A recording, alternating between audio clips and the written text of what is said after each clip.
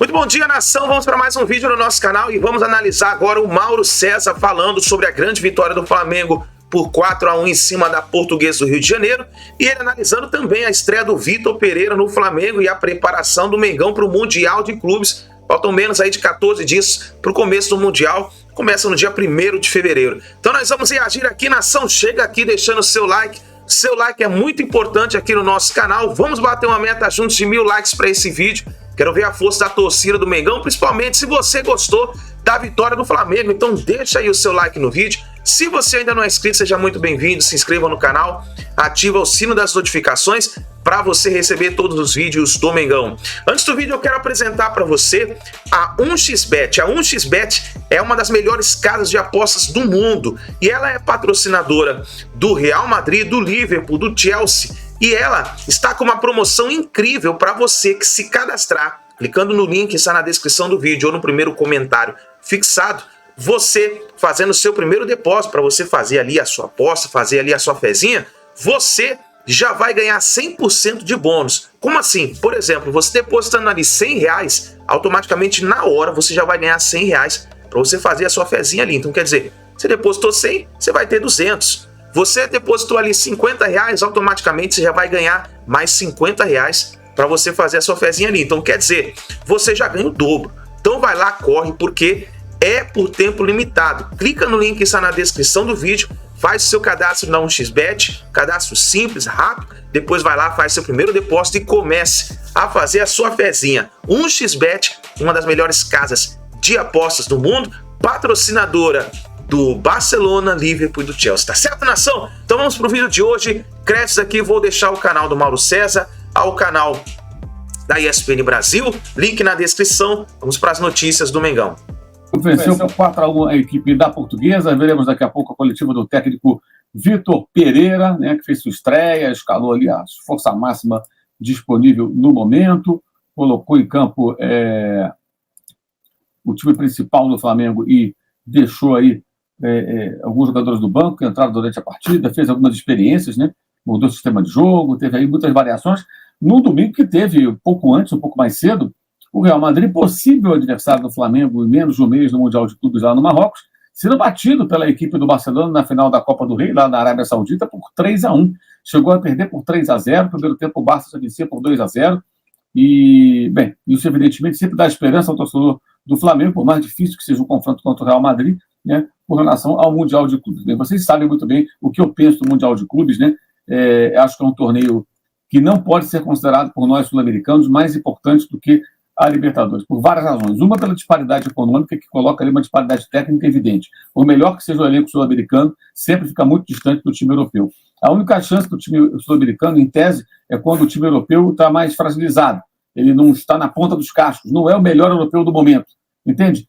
Ganhou o campeonato, a Liga dos Campeões, há alguns meses, mas nesse momento não está vivendo uma grande fase. Foi o que aconteceu com o Corinthians contra o Chelsea, lá em 2012. O Chelsea tinha até mandado o técnico embora, já tinha sido eliminado da Champions League seguinte, né? Da temporada 12-13. Não foi o que aconteceu com o Flamengo, por exemplo, contra o Liverpool. O Liverpool ainda era o melhor time europeu em 2019. Não foi o que aconteceu com o Palmeiras ano passado. O Chelsea, se não era o melhor time, era um dos melhores, ainda era um time muito forte, ao contrário do que acontece hoje. O Chelsea vive uma péssima fase. Então, eu acho que não tem que supervalorizar o Mundial de Clubes, que é um torneio político da FIFA, e em detrimento da competição sul-americana, que é a Libertadores. Essa é a minha forma de pensar, ou seja, valorizar a Libertadores como os europeus valorizam a Liga dos Campeões. Mas, evidentemente, né, se você tem a chance de jogar contra o campeão da Europa, é uma oportunidade muito legal. E se você puder vencer, você vai comemorar, vai festejar, mas a Libertadores acho que sempre é o que é mais importante, que é o objetivo factível de um time aqui da América do Sul. Jogar contra... E, além disso, você tem que passar primeiro por um adversário que deve ser difícil na semifinal, contra o Al Hilal, que parece mais forte agora do que na edição 2019, quando se enfrentaram lá em Doha, no Catar, ou o time lá do Marrocos, né, o Casablanca, né? Não, é o Casablanca, é o Wydad Casablanca. Ele usou bastante, inclusive no segundo tempo, quando entrou o Mateuzinho, ele colocou o Thiago Maia na direita, o Fabrício Bruno centralizado e o David Luiz pela esquerda, saindo com 3. No primeiro tempo, quem mais voltava era o Gerson para jogar entre os dois zagueiros e fazer essa saída de bola. Quase sempre assim, com 3 jogadores, ora usando os laterais, ora abrindo os laterais e usando os zagueiros e um dos volantes, inclusive com essa diferença de movimentação, né? E aí, quando entrou o Pulga Aí mudou. O Pulga passou a trabalhar perto dos zagueiros, saindo jogando junto com o Fabrício e com o Davi Luiz, e o Thiago Maia avançou um pouco mais, um pouquinho mais, porque em outros momentos parecia um 4-3-3, mas para mim, depois das mudanças, era um 4-2-3-1 uma parte do tempo. O Thiago se alinhava muitas vezes com o Pulga, embora na série de bola o Pulga ficasse mais recuado perto dos zagueiros, subia mais como meia, o Vidal, jogando como meia, os dois pontas abertos, pela esquerda o Cebolinha, pela direita o Marinho, e o Gabigol como centroavante. Então foram vários sistemas de jogo durante a partida. O time começou num claro 4-4-2, com o Gabriel e o Pedro à frente, o Everton Ribeiro pela direita, a Arrascaeta pela esquerda, e o Gerson mais centralizado à direita, com o Thiago pela esquerda, o Gerson fazendo saída de bola, o Thiago voltando para trabalhar com o primeiro volante, quando o Gerson se deslocava mais à frente. Enfim, ele fez várias...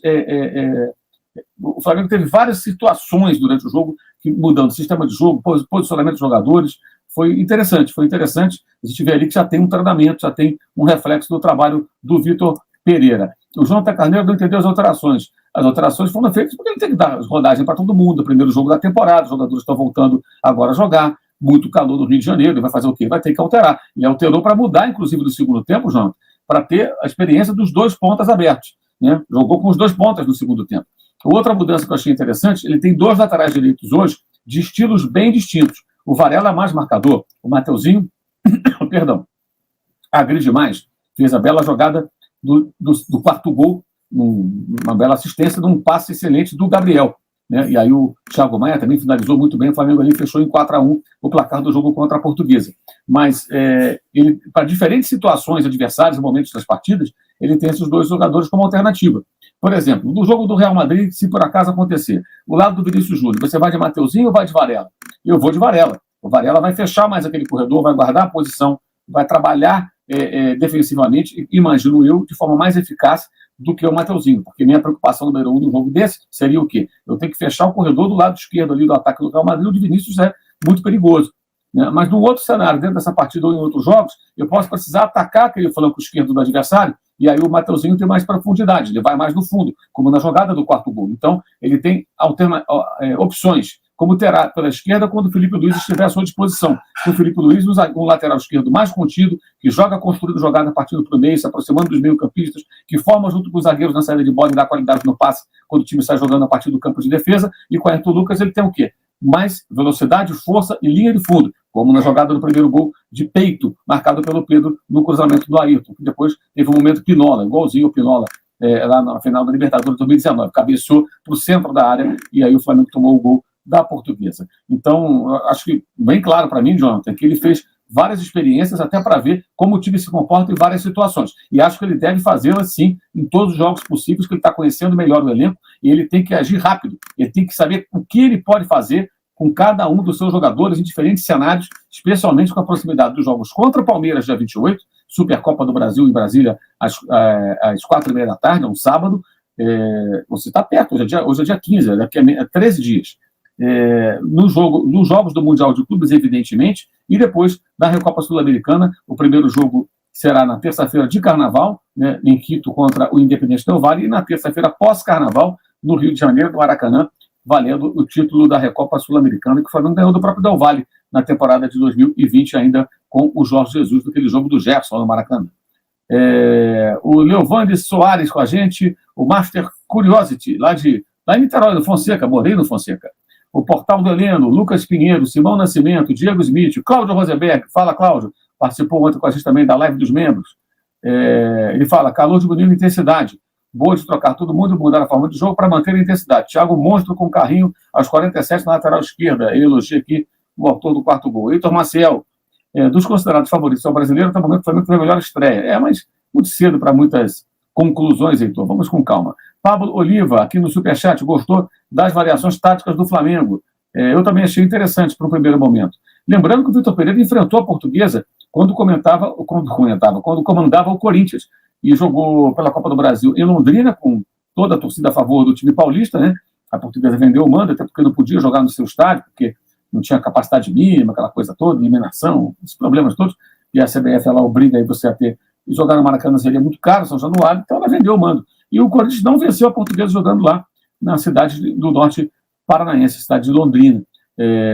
acabou empatando, depois venceu jogando em São Paulo. Teve dificuldades o Vitor Pereira contra, treinava o Corinthians contra essa mesma equipe. Uma curiosidade, né? É muito raro o Corinthians jogar contra os pequenos times do Rio, mas aconteceu na Copa do Brasil e o Vitor Pereira não é a primeira vez que ele enfrenta a equipe da Ilha do Governador. O Real Madrid perdeu a Supercopa e fica essa coisa, parece que só aqui no Brasil tem gente falando sobre o atual momento do Real Madrid.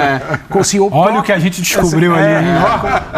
Como se o próprio Real Madrid não tem a exata noção de como o momento presente é complicado. E um resultado como o de hoje, ok, é a Supercopa, mas é o Barcelona. Não, é um peso. O Real Madrid vem numa fase já de há alguns anos, né, de superioridade em relação ao seu rival no país. E é claro que vão fazer de tudo para solucionar esse problema o quanto antes, não por causa do Mundial, também por causa do compromisso do Mundial e das coisas que vêm depois. Talvez o Mundial seja a Supercopa do Real Madrid, como o Flamengo tem a Supercopa contra o Palmeiras. Essa derrota, olhando 10 dias para frente. Mas pode ter uma marca. Eu não sei se isso vai ser importante, pesado para eles, mas pode vir a ser o primeiro time europeu a perder uma final de Mundial nesse formato. Pode acontecer. Né? Não sei se isso tem um peso para eles, não sei como isso repercute para eles ser o primeiro europeu a perder. Desde 12. Desde 12, desculpa, perdão, 10 anos que o Corinthians venceu o Chelsea. Essa derrota esse formato de hoje, é desde 2005, né? 2005, isso. Tem um peso tão grande que a gente vai precisar ver a repercussão amanhã, depois de amanhã, o que vai acontecer de fato no Real Madrid. Com certeza acende todos os alertas, gera uma cobrança interna muito grande e isso, como consequência, tem mudanças. Não estou dizendo que vai cair técnico, não é isso, mas mudanças internas. Pode também fazer com que a diretoria se mexa para tentar contratar mais alguém, porque estamos com janela aberta na Europa.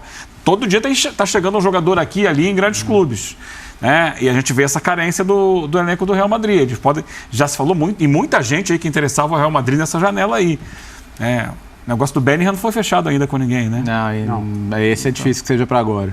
Mas, assim, o Real pressionado por essa derrota, por ter perdido a liderança do campeonato espanhol para o mesmo Barcelona, que vai começando a ganhar uma vantagem. Pensando que tem uma Champions, ele pode, estamos pressionados aqui, vamos tentar mexer no mercado para dar um tapa na mesa? Sim. O resultado de hoje, assim, não é daqueles que deixam indiferente. O resultado não, o jogo. Sim. Real Madrid, Barcelona, 3-1, foi um jogo ali, tava 2-1 até o final, aí foi pro ataque, tomou o gol, 3-1. Não foi isso. O 3-1 foi assim, é um placar absolutamente mentiroso, porque era jogo para 4 ou 5, considerando que o Courtois fez 2 grandes defesas, o Barcelona dominou do primeiro ao último minuto, então acho que o impacto não é perder a Supercopa, cara, assim, Barcelona e Real Madrid, um vai ganhar, outro vai perder, mas sair de campo tão inferior ao seu rival, acho que isso sim vai gerar uma semana de muita turbulência, de muito questionamento. Inclusive, assim, a técnico, a jogadores, por que o nível do Benzema não é o de antes, por que o nível do Valverde, que foi um jogador absolutamente absurdo na última temporada, também ainda não voltou a ser o mesmo. Eu acho que vai ser aquela semana em Madrid o pessoal do Tiringuito lá, esses caras. Nossa, nem imagina, cara. Meu Deus do céu. Agora eu ia falar do Gabigol, né? Importante, imagem muito bacana hoje, Gabigol com a camisa 10 e tal. E é um ano que o Gabigol pode fazer mais história ainda. Passa pelo Mundial também, né? Conquista o Mundial. Como o Zico conquistou, tantos outros jogadores. Tem uma coisa assim, tem o Zico, o Gabigol tá ali, tem gente que acha que nunca o Gabigol vai igualar, equiparar o Zico. Isso aí é uma discussão aí que, nossa senhora, não vai acabar nunca. Talvez quando o Gabigol aposentar, aí talvez faça uma medição aí de tudo isso. Pelo menos botaram o nome dele na música do Zico agora, tirando aquela referência abjeta ao Pelé e ao Maradona. Amor de Deus, né? Aliás, foi bem o Zico, né? Foi muito bem o Zico. Aliás, parabéns ao Zico pelo recado que mandou aí a torcida, o pedido, né? Que fez a torcida. Aliás, vamos deixar claro também, né? Não é a torcida do Flamengo, aquele pessoal lá que faz parte da torcida e tal, que fez o canto daquela forma, né? Cantou daquele jeito, né? Com relação ao total desrespeito ao Pelé e tal, no minuto de silêncio. E ao Maradona. E ao Maradona, uma coisa assim, absurda. É uma parcela ali, uma parcela muito pequena, acredito eu, dessa torcida. Mas aí, Pedro, passando a bola para você, o que esperar do Gabigol com o Vitor Pereira nesse ano, onde o Gabigol pode quebrar mais marcas, coisas pessoais, trazendo muita coisa para o coletivo, para o time? Um Gabigol que, junto com o Dorival, abdicou de ser o goleador, né, para fazer uma outra função, embora tenha feito gol na final da Libertadores, mas e que não mostrou vaidade com isso. Ele foi extremamente coletivo. O Gabigol até mais garçom do que artilheiro. O que esperar desse Gabigol nesse ano? Com a 10. É cedo para falar. A gente tem um jogo, alguns minutos com o Vitor, e uma situação que o Vitor não estava acostumado, que é ter 2 atacantes, 2 referências. Mas hoje deu para ver um Gabigol que mantém, em parte, o que foi ano passado. O Pedro era a figura... O Flamengo tinha 2 figuras muito fixas, do meio para frente. A primeira era o Thiago, a segunda era o Pedro. O resto todo mundo se mexia. Fosse o Gerson para descer, para sair jogando, fosse para compor uma linha de 4, fosse Everton e Arrascaeta descendo também. Agora, o Pedro fixo lá na frente, o Thiago fixo ali como volante. Então, o Gabriel muito móvel. Então, se dá para projetar alguma coisa a partir de alguns minutos hoje, é um Gabriel muito móvel, um Pedro muito fixo, algo diferente que o Vitor nunca teve exatamente essas 2 peças no mesmo time. Me parece que é um Gabriel que, quando ele ajoelha, ele é o camisa 10, ele faz essa...